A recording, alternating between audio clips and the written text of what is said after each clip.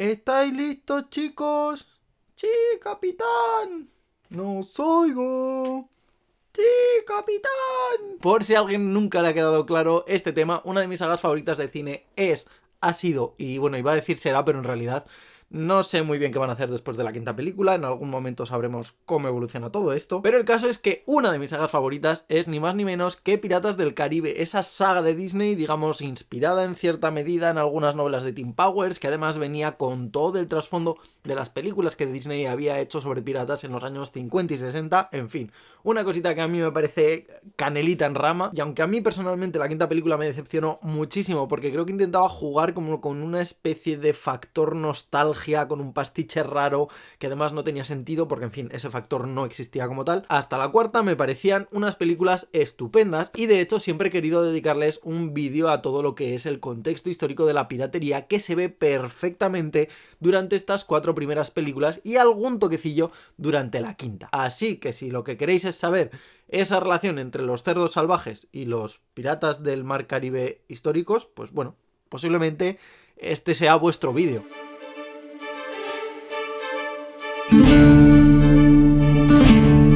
Para ponernos en contexto, vamos a decir que el marco general de estas películas es durante la primera mitad del siglo XVIII y esto lo concreto muchísimo porque técnicamente para finales del siglo XVII, muy poquitos años antes, había desaparecido, y lo vamos a entrecomillar muchísimo, de forma efectiva el concepto de la piratería. Sin embargo, digamos que este concepto de la piratería era un poco chustero respecto a lo que hemos visto siempre en todo el tema de películas, de cómics, de novelas, en fin, esto ya es un poquito mucho más avanzado el tiempo y estos son los piratas de los que vamos a hablar, que son los que surgen a partir de aquí y es que empiezan pues bueno a convertirse en una especie de raza, vamos a decirlo así, mucho más violenta, mucho más salvaje que lo que teníamos hasta entonces. Estos nuevos piratas empiezan a desplazarse hacia las costas de África, hacia Madagascar, hacia las costas del Índico y hacia una especie de isla-ciudad que se conoce como Saint Mary, que bueno, pues actuaría un poquito a partir de estos años de 1691 hasta principios del siglo XVIII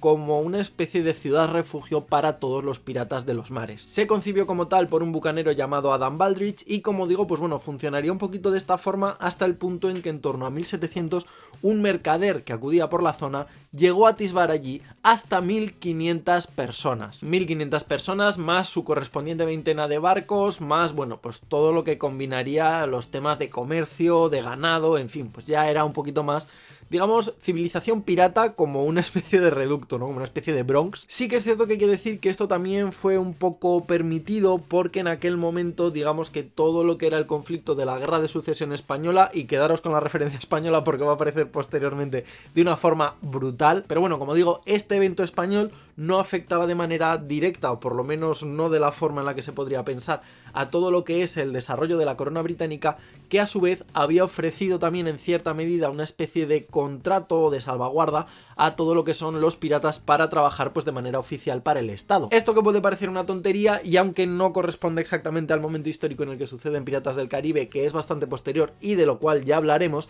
es algo que vemos bastante bien reflejado en la figura de Barbossa, que finalmente, tras la primera trilogía, acaba aceptando, en cierta manera, si habéis visto la película ya sabéis un poquito a lo que me refiero, un cargo bajo el mandato del rey Jorge Augusto. Una vez que terminó el conflicto, la piratería alcanzó cotas inesperadas, porque fue una auténtica burrada, ya que muchos barcos volvieron a salir de nuevo a la mar, algunos de carácter mercante, otros de carácter bélico, y por tanto la piratería empezó a coger mucho más auge del que había tenido hasta entonces. Esto se vio motivado además también porque muchos de los mercantes que ya no estaban en activo, muchos de los soldados que habían quedado heridos y que no podían participar, digamos, en lo que es el conflicto de manera más activa, se pasaron al bando de la piratería, que ofrecía muchos más beneficios. Y esto es algo que yo cuando lo descubrí me resolvió una de las grandes dudas que había tenido desde siempre con la saga de Piratas del Caribe, porque al principio de La Maldición de la Perla Negra podemos ver a Yosemite Gibbs participando en una de las aventuras, vamos a llamarla así, del Comodoro Norrington, cosa que hace que esté vinculado de forma directa, pues bueno, con un cargo oficial, con un cargo legal, pero posteriormente y sin que nadie nos explique nada,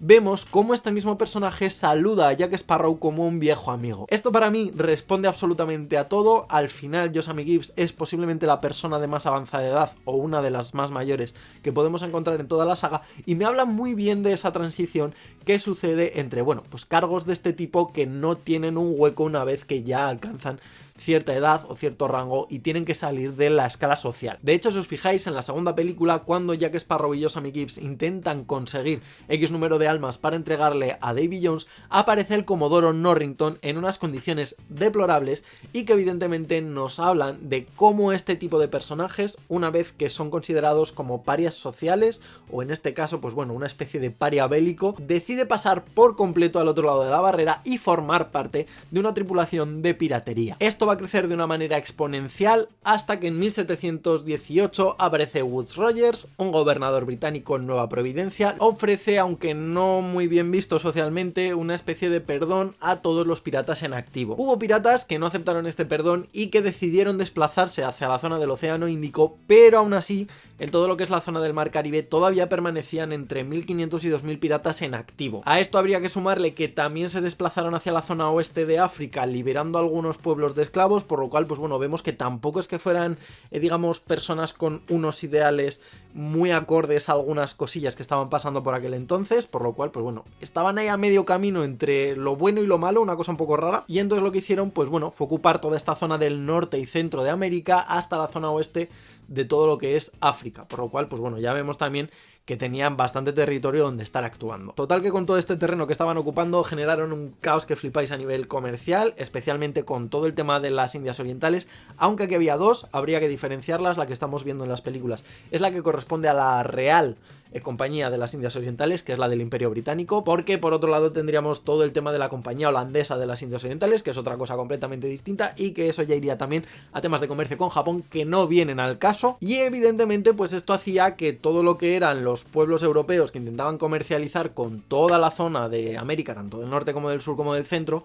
pues empezarán a encontrarse con un señor problema, que en este caso además era la piratería ni más ni menos que británica. Esto era algo que afectaba a todo el mundo porque de hecho ni siquiera los británicos sabían exactamente cómo controlar toda esta movida, y en ese momento pues bueno, decidieron que se ofrecería una especie de perdón o incluso algunas recompensas, ahora lo detallaré un poquito más, para que, digamos, les dejaran un poco en paz y pudieran comerciar, por lo menos los británicos, tranquilamente con sus colonias. Es en este momento, en septiembre de 1717, poquito antes de lo que habíamos estado viendo anteriormente, porque la verdad es que todos estos hechos van como muy ligados y tienen cierta secuencia lógica, vamos a decir. El caso es que, como digo, en septiembre de 1717, el rey Jorge I de Inglaterra decide promulgar un edicto. Este texto se conocía como la Proclamación para la Supresión de la Piratería y ofrecía perdón, y cito literalmente, por todos los crímenes de piratería a quienes se rindieran a cualquier gobernador de las colonias durante el siguiente año natural. Evidentemente, esto lo que implicaba era que quien para septiembre de 1718 no se hubiera entregado podía ser capturado y ajusticiado con total libertad. Y bueno, pues para promover este tema y que no fuera simplemente gente que capturaba piratas,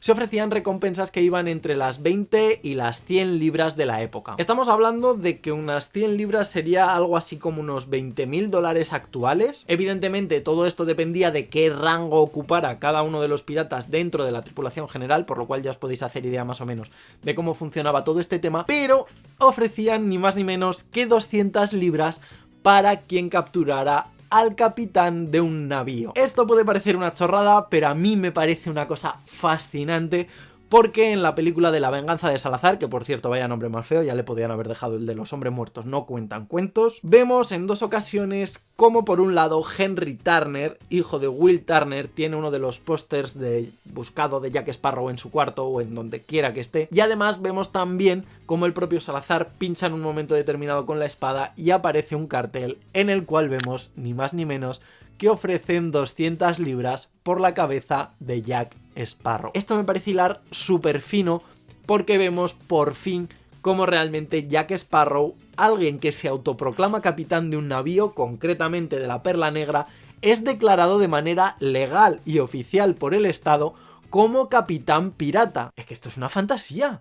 es que no se puede no ver, vamos, es una cosa muy fina. Esta no era la primera vez que se intentaba negociar con piratas, porque como os comentaba al principio, en 1690 digamos que la piratería ya estaba, entre comillas, acabada, porque en 1687 Jaime II, pues bueno, también había sacado otro documento que ofrecía ciertos perdones, que bueno, pues intentaban terminar un poquito con todas estas cosas, pero realmente los que más peso pusieron a todo esto eran Jorge I y Jorge II principalmente. De hecho, os voy a leer otro fragmento literal de todo lo que es esta proclamación de Jaime II, que dice que bueno, pues quienes se negaran a la rendición serían perseguidos con la mayor severidad y con el mayor de los rigores, que se mantendrá hasta que el último de ellos sea reprimido y destruido. Pero bueno, volviendo de nuevo a 1717, que era donde estábamos, se había hecho esa proclamación que duraba hasta septiembre de 1718, pero bueno, pues se ve que tampoco es que se ofrecieran demasiados piratas por todo esto, también pues bueno, había que entender un poquito a la gente, porque se pensaba que desde Reino Unido hasta todo lo que eran las colonias británicas en América, pues había pasado mucho tiempo, en fin, como que la gente no se enteraba, extendiendo este periodo hasta junio o julio, no recuerdo bien, de 1719. Pues mira, yo qué sé, pues si algún pirata estaba con sus cosas, no estaba mirando las noticias en el Facebook y no se enteró en el momento, pues por si acaso, ¿no? Para darle la oportunidad, pues porque era así de buena gente. Evidentemente, todo esto de nuevo también motivado, ofreciendo recompensas a los captores. We wish for you to act as our agent in a business transaction with our mutual friend, Captain Sparrow. Y por otro lado, ofreciendo también de nuevo perdones a los piratas. Letters of marque. You will offer what amounts to a full pardon. Jack will be free, a privateer in the employ of England. Esto hizo que las recompensas fueran tan altas que al final la gente, pues digamos que se hipermotivó, empezó a llenarse el mar de cazadores de piratas y al final pues desapareció la piratería, pero no tampoco por un hecho de que fueran buena gente, sino porque realmente había casi más cazadores de piratas en el mar que piratas en sí. Así, a partir de 1722, la lucha entre los piratas y los que intentaban destruirles, que básicamente eran mercaderes y la Armada Real, pues bueno, aquello se fue haciendo un conflicto mucho más sangriento, los piratas se volvieron más violentos porque empezaron a ser un poquito conscientes, pues bueno, de su destino o de más bien la concepción que se tenía de ellos. Empezaron a dejar de lado el tema de la captura de bienes, empezaron a asesinar cautivos, empezaron, pues bueno, como digo, a volverse mucho más locos en este sentido, pues básicamente por una cuestión de supervivencia. Y aunque en 1726 es lo que se considera como el último ajusticiamiento de pirata de William Fly, pues bueno, la piratería como tal todavía continuó en auge, sobre todo hasta 1730, en esa década, que fue cuando ya sí que empezó a bajar. Esto es algo que además ahora os voy a leer un fragmento de forma literal porque me parece estupendo, me parece una forma muy bestia la que tienen en Piratas del Caribe de darnos a entender exactamente cómo funcionaba un poquito este proceso de captura de, bueno, pues no solamente de piratas, sino de todo el mundo que les rodeaba. Y es que mientras van a ahorcar a algunos de ellos, de fondo se puede escuchar de una forma además como muy digna, muy sentida, el siguiente mensaje. Con objeto de poner fin a unas condiciones de vida en deterioro y garantizar el bien común, se declara el estado de emergencia en estos territorios por orden de Lord Cutler Becket, representante debidamente designado por Su Majestad el Rey. Por decreto y según la ley marcial, las siguientes leyes quedan provisionalmente enmendadas. Derecho a asamblea, suspendido. Derecho a habeas corpus, suspendido. Derecho a defensa jurídica, suspendido. Derecho a veredicto por parte de un jurado, suspendido.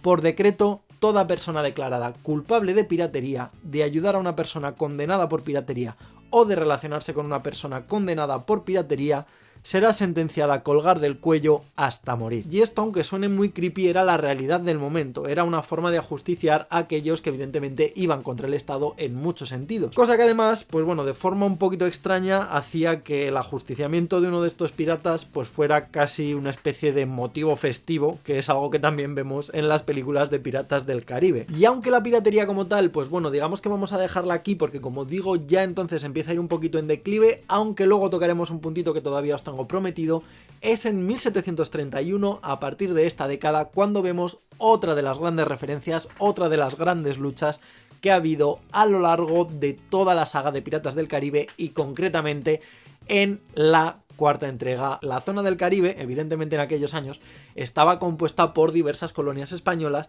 que por tanto, pues bueno, estaban bajo la protección del reinado de España. En ese momento, de forma mucho más concreta, a cargo del capitán Julio León Fandiño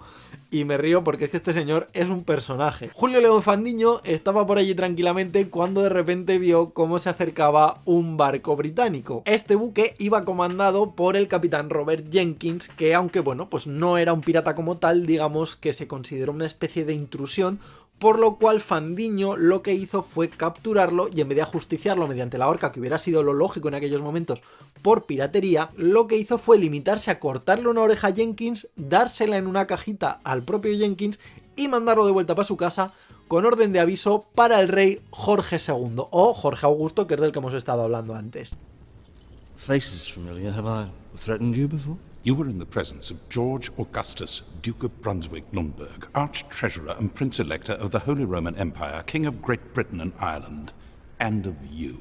Total, que en 1738, 7 años después, Jenkins regresa al Parlamento británico y enseña, pues bueno, su cajita con su oreja en plan de, pues mira, esto es lo que ha pasado y esto es lo que me ha dicho el señor Fandiño. Evidentemente los británicos, que son muy suyos, aunque yo en este caso lo entiendo, se lo tomaron como una afrenta nacional y él, que por aquel entonces era el primer ministro, que era Robert Walpole, decidió declararle, y con todas las de la ley, en este caso yo lo entiendo, la guerra a España. Que al final era una chorrada, porque en realidad le había cortado la oreja a Jenkins, ¿sabes? Pero estaban como encabronados por todo el tema de las colonias y de, bueno, pues que no tenían tanta libertad mercante como la que al final, a nivel histórico, han acabado teniendo. Total, que en octubre de 1739 se retira del cargo al embajador británico en tierras españolas, se le devuelve a su país, o popularmente conocida como la guerra de la oreja de Jenkins. En ese momento la Armada Británica se vuelve loca, empieza a preparar la flota más grande que se ha visto hasta la fecha, 186 barcos, más de 3.000 piezas de artillería, más de 24.000 soldados, una auténtica locura. Total, que se van a las Américas, empiezan a conquistar zonas sin mucho problema, todo se ha dicho, porque en aquellos momentos, pues bueno, el ejército español estaba bajo mínimos. Y es allí cuando llega Edward Vernon, que pues va tomando cosillas y tal, y bueno, pues digamos que se considera un acto tan heroico que acaban, por un lado, por crear el himno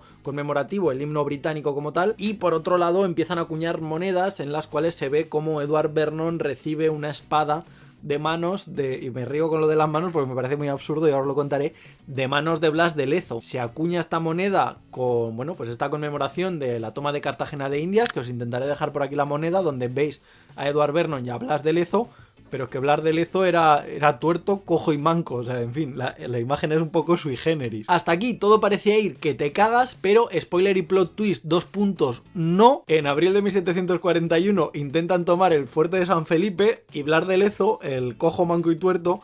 bueno, él no, entiendo que los hombres que estaban con él cavan un foso alrededor del fuerte, o sea, tampoco te creas tú que se mataron la cabeza aquí con estrategias militares. Total, que con la mierda al agujero, 4.000 muertos en el momento, 8.000 heridos, 2.500 muertos por enfermedad posterior, más todos los navíos que perdieron en las costas mientras estaban atacando, en fin, un chandrio, pero una cosa muy loca. Aquí Vernon, que tonto no fue, dijo, mira, yo me voy corriendo de aquí, me vuelvo a Londres, me reciben con honores hasta que se enteren de cómo va la vaina y luego ya vemos cómo lo gestionamos, ¿no? Que se encargue el Vernon del futuro. Claro, esto está muy bien cuando las noticias tardan en llegar, pero en el momento en el que llegaron le dijeron, vamos a ver, Vernon, hijo,